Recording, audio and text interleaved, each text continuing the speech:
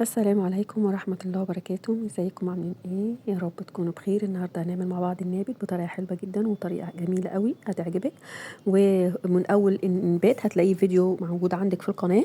انا هنا معايا حوالي كيلو من الفول النابت، انا عاملاه بنفسي يعني منبتاه، وهتلاقي الفيديو موجود عندك. وطماطم وبصل وكزبره وكمون وثوم.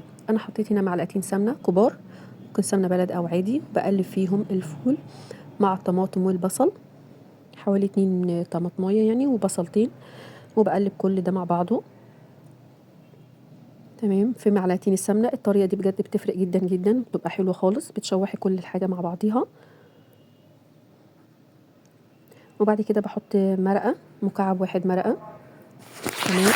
وبعد كده معلقه توم صغيره وكزبره وكمون برضو مش كتير. تمام. انا بقلب كل المكونات مع البهارات، بقلبها كويس جدا. اول ما بتبدا تتشوح معايا بنزل بمعلقه صلصه صغيره، وبقلبهم برضو كلهم مع بعض كده زي ما انت شايفه. بجد الطريقه دي حلوه جدا جدا، وهتطلع لك الشوربه حلوه خالص بتاعتها، صافيه وجميله. وبعد كده بنزل عليهم بالميه السخنه، ميه عاديه من الحنفيه، انا كنت بسخناها لغايه ما ضغطت الفول النابت كده فوق خالص زي ما انت شايفاها كده، وبسيبهم يستووا على البوتاجاز. اول ما بيستووا تماما وبيبقوا الفول دخل في السوا،